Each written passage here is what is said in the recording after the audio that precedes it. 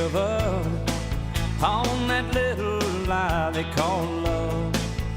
Then out of the blue clear sky, falling right into your hand, like rain on the desert sand. It's the last thing. Soda. Cheers. Where's Patton? Where's Marie go? I'm right here. Yeah.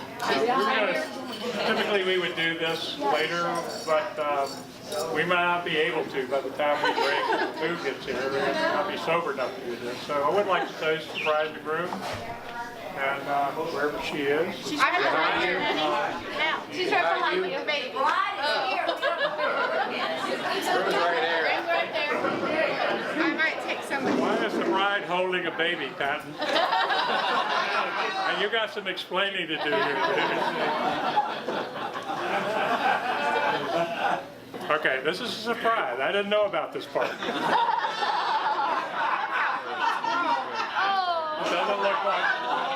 Doesn't look like a Colbert to me. So, you know, we'd like to welcome Marie to the Colbert family, and I'm looking around here thinking about the King family, and it's like, you guys are a city. You're not a family. We're planning this party, and they said, well, you know, you can only have about 10 friends here because we have this huge family, and they're all coming. So we're happy you're here. Those of you who I don't know, I hope to get to know a little better before the night's over. Some of you I've had far too many drinks with, and look forward to doing that once again. No, I'm pointing to you, not him.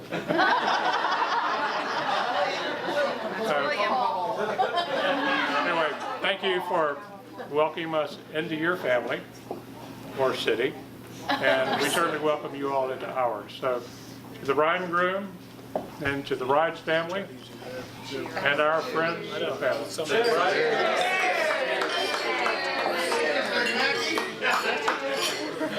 So, bartender, more alcohol. Bartender! Friends and now soon to be family. I really do love it, and it makes me so happy, and I'm so inspired by the union of these two. And when I first met Marie, I didn't know if she was the one, but Patton told me that she was the one. So I took it for what it was, and here we are. Thanks, bud. That was really necessary. He was right. He was right, and so again, I'm very happy to see everyone here. Sultan Fusses, Hanlons, Colberts, Westlers, and everyone else I haven't met, or hopefully will soon meet. Cheers to the bride and groom. Cheers. Back in preschool because I was afraid to talk to people. Pretty much my worst nightmare right now. So don't judge me too harshly. Okay. So, for those of you who don't know me, my name is Caroline Layton, and I've been hanging out with Marie for a while. I think I used to babysit most of the other bridesmaids when they were under the age of 5. So she could not get rid of me, basically. I met her when we were in the 4th grade at Christ the King. And at this time, there were 2 groups of girls. There were the girls who would go out on the playground, and they would play like fairies and princesses, and then we'd pick flowers. And there were no boys allowed. I don't know what boys would want to really be out there with us. But that's where you could find me. And then there was the other group of girls. And these girls were like a little more aggressive, I guess. They'd be playing kickball with the boys during recess, and they'd be running around screaming. They'd be wearing huge umbros and t-shirts. And that's where you could find Marie. And so basically, we were complete opposites. And I was quiet. I always did what I was told. I never got into trouble. Marie was not quiet. She never did what she was told. She always got in trouble. She always spoke her mind. And I think that's part of the reason we eventually became such great friends. She was always able to bring me out of my shell And I was always able to tell her when maybe she could go hang back in her shelf a little bit. But I've always looked up to you, Marie, for your fearlessness and your ability to always speak your mind, your self-confidence, and your fierce loyalty as a friend. And I hope that over all the years that we've been best friends, that a little bit of that has rubbed off on me. Just a little bit. I mean, I can make my own hairdresser appointments now. You know what I mean? So, there we go. Cheers! Not done. Thanks, Sue. The groom. Now to the groom. Now, I've known the groom since high school, but I didn't really get to know him until he started dating, now engaged, almost married to Marie. And I remember the first time I thought to myself, this guy might be a keeper. Marie and Patton had just started dating, and they started hanging out. And a few weeks in, I get a call from Marie during work, and she calls me and she tells me, I have a headache, I have a sore throat.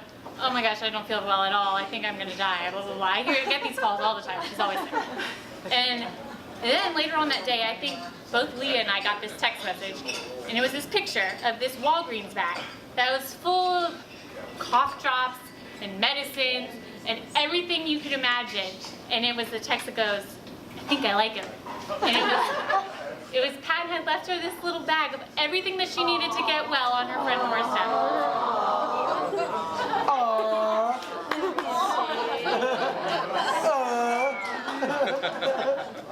And I was like, yeah, you should like him. Keep him. Keep him. And I just thought that was so sweet and caring. Patton, I think you're amazing. And you're so attentive to Marie, and I've never seen her happier than when she's with you. So I'm really blessed to be part of this special occasion with you guys this weekend, and I'm so thankful to be part of this and your future forever and ever. To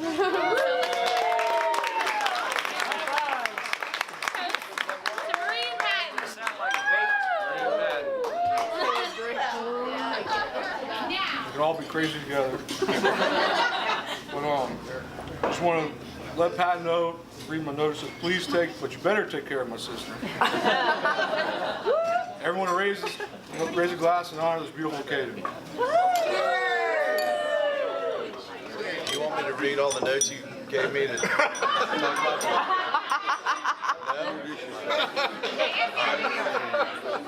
My name is Matt Wickman, and I have the pleasure of working with Marie. And before I get started, I'd like to thank my good friend Larry Guerra here for introducing me to Marie 9 years ago. His comment to me was, Matt, she's a shooting star. You got to talk to this young girl. I'm like, really? She's not even 21. And Larry said, no, trust me. So Larry's batting like 1,000 as a headhunter. He was right. She's been a difference maker in my business and in my personal life. Patton, all I can tell you, buddy, is you're one lucky guy. And why I say that is there's been so many guys that have come through my office and said, what's her deal? Is she dating anyone? Can I take her out? And my comment's always been, hey man, she's picky. And to say she's picky is an understatement. I'm just glad I don't have to endure some crazy show like The Bachelorette. So, some people know what I'm talking about. You know what I mean? Marie, I can only hope my kids will aspire to be as hardworking, dedicated, and determined as you are. You have a huge heart. You're a great person. You're going to be a superstar. So you're going to make a great mother and a great wife. My hat's off to you guys. Salute. Where do you think she got the bossiness from? How about that time you and Marion saved her from the pizza and Papa Louis. smacked her in the back? She went, oh! Okay, so in all seriousness, I'm not her aunt. I feel like an aunt. I feel like a mother. I feel like a best friend. So pretty much I'm all of those wrapped up in one. But what I want to tell you tonight is the first time I looked into Marie's big brown eyes, I fell in love. She looked just like her little cousin, second cousin that's around here tonight, the bundle of joy with thighs of joy. Right there. She looked exactly like that. And when I say love, edible love. She quickly became very popular amongst her Aunt Marion's best friends. We all fought over babysitting her, and I always won. I'll tell you why. I took the big brother. Where is he? Jones? Nobody else wanted Jones. He was the best part. We have so many special and fun memories. Jeton Avenue, Longfellow Avenue, sleepovers, the fair, Busch Gardens, parks, swim lessons, tennis, Davis Islands, Anna Marie Island, schools, friends, and yes, the boys. And the FBI. It's hard to believe how fast you grew up, and soon you were babysitting my children. Your college years impressed us all. Tridelt, honors, and maybe some SAEs. After graduating from University of Florida, Marie came back to Tampa. She immediately started thinking about her career and decided she wanted to go into insurance. We had a friend, Matt Wickman at MRW Financial, that needed an agent, and he owes us for life. Marie's been there for 9 years, as you heard, and for those of you who know her, she makes things happen. I'm so proud of this beautiful young woman and so fortunate to be part of her life. Seal raised Marie to be kind, compassionate, classy, hardworking, and very sassy. We all chimed in whenever we could. So Patton, it is with joy we give you, Marie Ann, our beautiful grown-up baby girl. Patton, the first time I met you, I fell in love with you for your passion. You're compassionate, and you're a little good looking too. You two make a beautiful couple inside and out. I want you to remember that Marie is special. She's exceptionally special to all of us. You will love having her as a best friend and wife. Take care of her and always do what she tells you to. Cheers!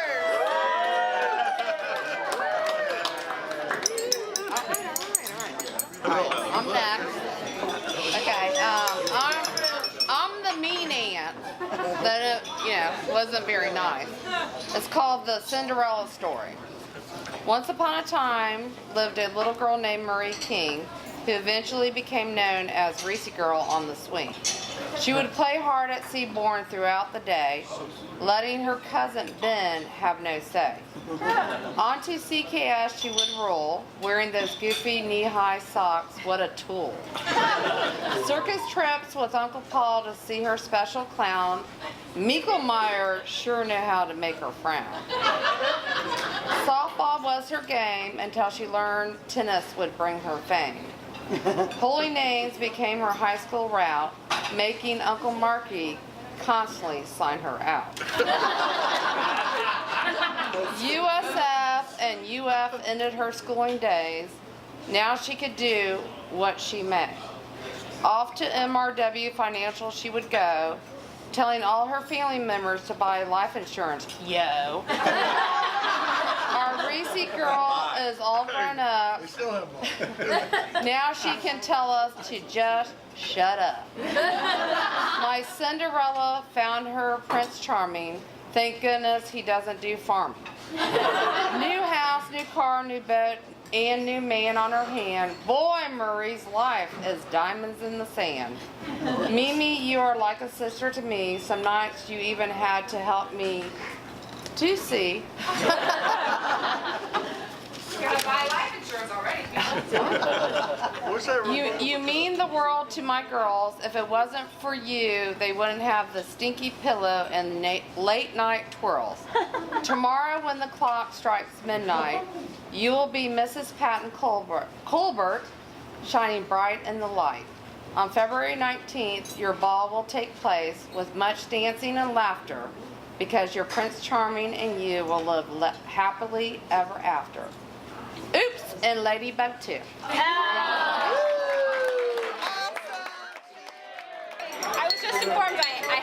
give a speech. Seriously, sorry. Don't be sorry. I had written something out, and yeah, I'm just gonna wing it because last time I wrote you a speech, it turned out to be 5 pages front and back. It was horrible. That Caroline's mom somehow saved from when I said goodbye to you in high school. So. So bye. Well, she had to go to Florida, so. It wasn't really bye. Yeah, it wasn't bye, but Maria, I could not be happier for you. The way Patton looks at you and everything, it melts my heart. Kind of like how he's looking right now. Yeah, thanks. Yeah. But Marie, congratulations. This is when Caroline used to pick us up in Manatee Head and drive us around listening to really sappy country love songs. And you kind of found your country love guy. So congratulations. Congratulations. He's wearing cowboy There boots. you go.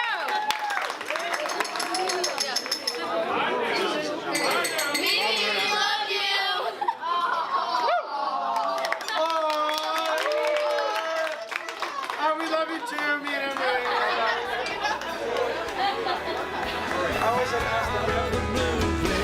Here she comes, a walking, talking true love, saying I've been looking for you, love. Surprise, your new love has arrived out of the blue, clear sky. Out of the blue, clear sky.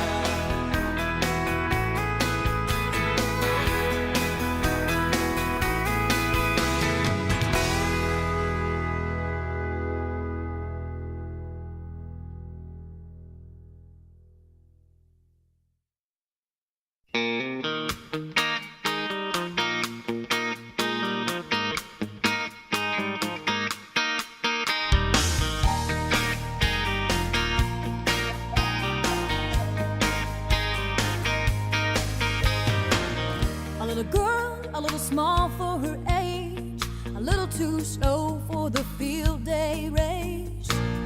Mama's waiting at the finish line and wipes the teardrops from her eyes.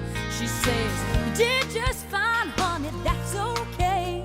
Sometimes life's just that way. You're gonna lose the race from time to time, but you're always gonna find you can't lose me. Bet your life I am here and I will always be just a wish away. Wherever you go, no matter how far, my love is where you are. You won't be lost if you believe. You can't lose me.